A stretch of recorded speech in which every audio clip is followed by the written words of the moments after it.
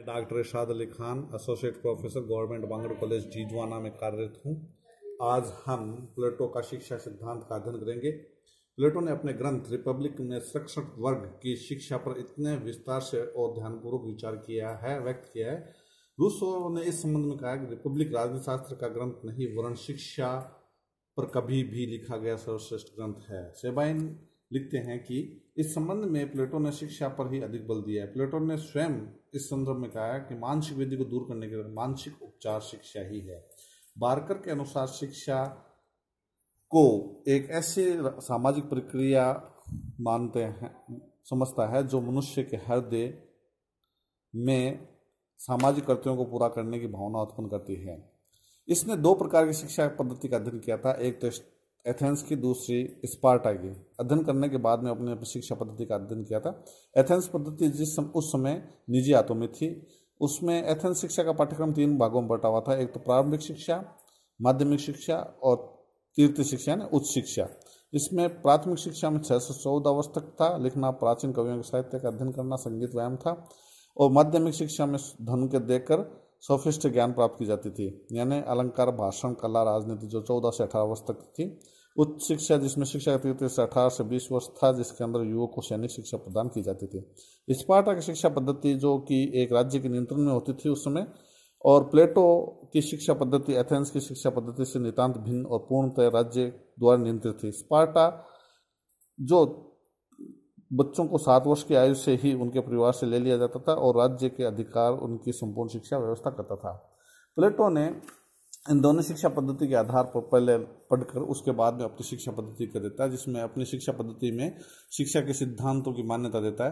प्लेटो का कहना था कि शिक्षा बौद्धिक रोग के लिए बौद्धिक उपचार है। प्रोफेसर सेबाइन का मत है कि शिक्षा ऐसा सकारात्मक साधन है जिसके द्वारा शासक एक सामंजस्यपूर्ण राज्य का निर्माण करने के लिए मानव प्रकृति को सही दिशा में ढाल सकता है।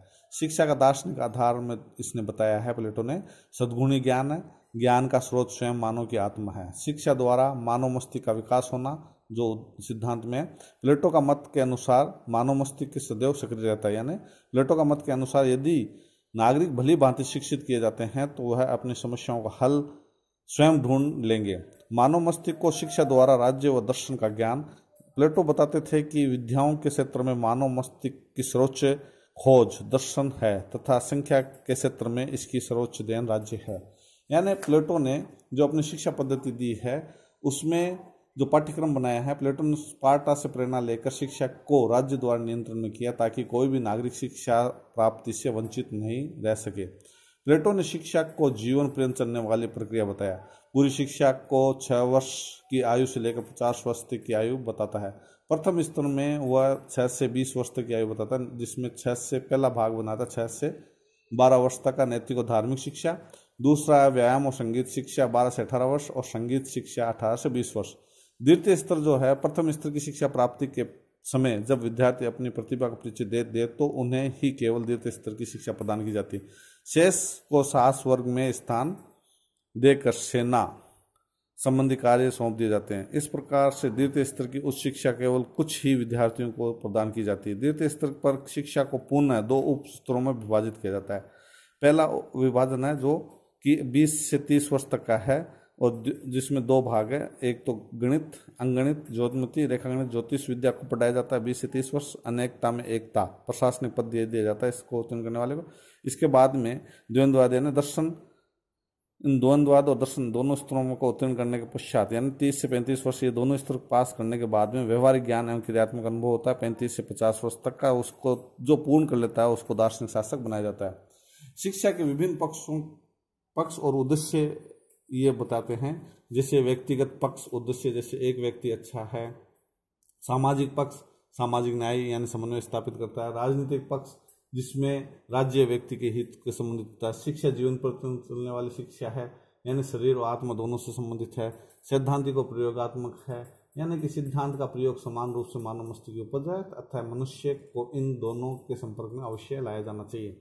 यानी ये शिक्षा से संबंधित है। शिक्षा की विशेषता इसने जो बताई है उसमें हम ये कह सकते हैं यूनानी शिक्षा व्यवस्था का विकास किया है, व्यक्ति का सर्वांगीण विकास किया है, मनोविज्ञान के अनुरूप शिक्षा दी है, स्त्री पुरुष को समान शिक्षा दी है, शिक्षा व्यवहारिक होती है, शरीर और मन का विकास होता है, शासक वर्ग का प्रशिक्षण होता है, नैतिक विकास पर बल दिया जाता है, जीवन भर चलने वाली शिक्षा व्यवस्था है ये, जिसमें 50 वर्ष तक शिक्षा, सत्य और ईश्वर का साक्षरता है।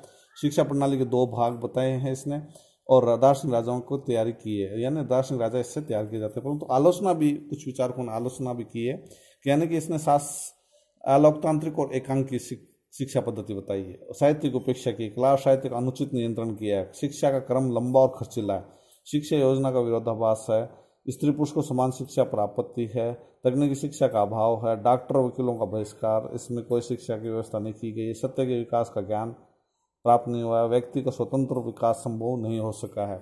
ये हमारी शिक्षा संबंधित है। धन्यवाद।